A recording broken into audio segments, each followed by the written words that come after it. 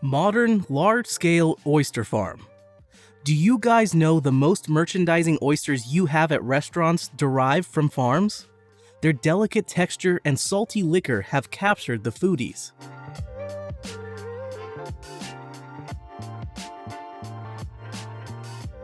Well, don't look this way, because that's true anyway. When humans look about for oysters first, they seem numberless. Farming methods vary on a geographical basis and over the priorities of farmers. Usually, farmers start farming by selecting an adult oyster for breeding.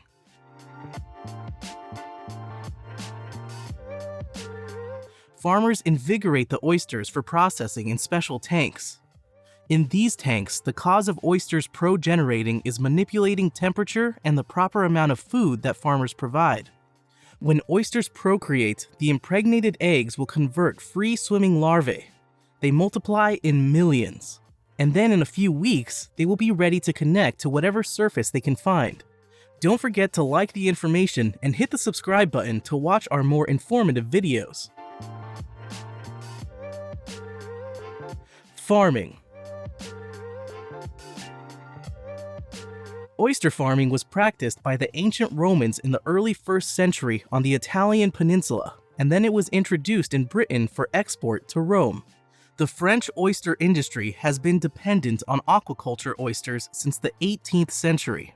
Oysters naturally generate in estuarine bodies of brackish water. The cultivation process starts with the conditioning brood stock. The brood stock is the process that gametes the larvae. The oysters of one area will produce eggs at the same time to grow the possibilities that their germs meet and firmed fertile larvae are generated. To ripe oysters for reproducing, a few farmers choose to keep adult oysters in another system where farmers can change the circumstances of temperature and food for the best yield and production.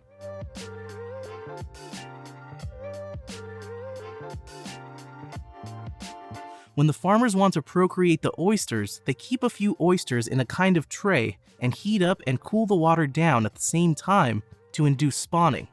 It is very essential to have a large number of oysters because you cannot recognize the male or female by its appearance. Once the oysters begin to create the eggs, they can be placed into their proper containers until they have discharged all of their gametes. At this stage, many farmers put eggs and sperm together to fertilize strongly. Before fulfilling the tanks with water, they clean and disinfect them. Water quality is also monitored by the farmers for particular species. Anyhow, it is a fact that many larvae grow faster in warm waters. Workers make sure that no pathogens or outer organisms can come into those systems.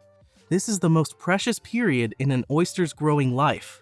It takes 2 weeks to develop a tiny round discoloration known as an eye spot, though it is not being used to see. After the larvae settled, they are then called spat.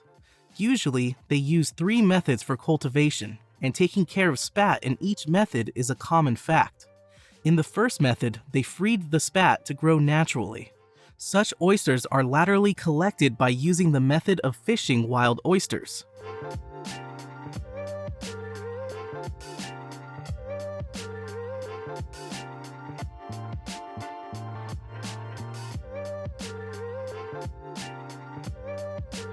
In the second method, the spats are kept in bags or racks which are connected by a line.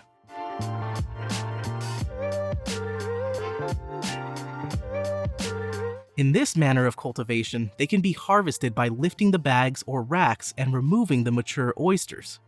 This method may save your oysters from predators. Anyhow, it is an expensive way of farming.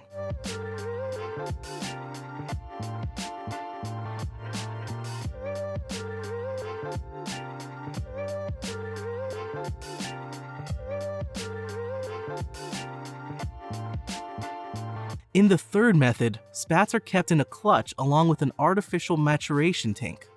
They are specifically prepared to boost the growth rate of oysters. This technique is very useful for avoiding predators, though, anyhow, it is the most expensive system to build and operate. But do you know how an oyster makes pearls? The mesmerizing gem that we call a pearl is a bond of calcium carbonate spheres created by some oysters. Eastern oyster doesn't create pearls. Whether naturally produced or by farming, an oyster does not want to generate a pearl in the first place. The pearl develops as the result of an irritant entering its organs and stuck in it.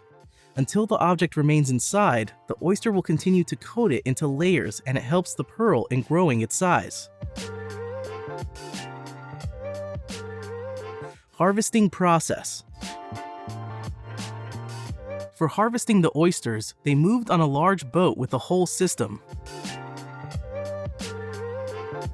The boat is always attached to the whole farm through a strong line, full of line machines along with ropes and netting installation processors. As they approach the farms, the whole system activates. They pick the firm ones that seem large. Crane-sized machine installs the net with lines, and the workers tie them tightly to get them. When they get in the middle of farms, the boat stops and the line gets tight.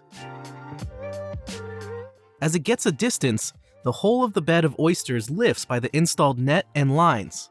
After getting close to them, they cut the line and approach directly to oyster shells. The machine removes foreign matter from them and automatically washes them all.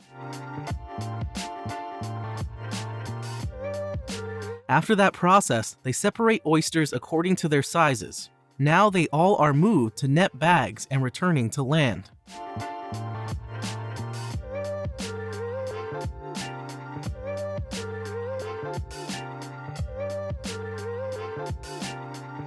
Now oysters are transferred to factories for further processing. Some workers clean them through rail machines and then pile them very quickly. But the piling process occurs 2 times for protection purposes.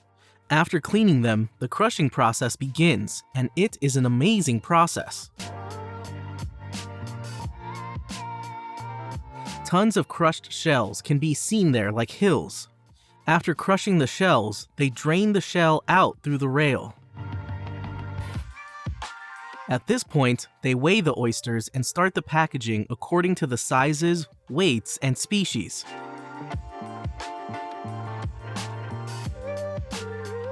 And finally, the moment comes when trucks are loaded with oysters packing, and here, they are all set for auction to the market.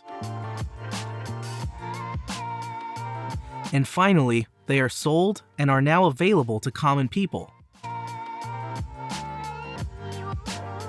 Tell us in the comment section how you found the video. We love to hear from you. Stay tuned.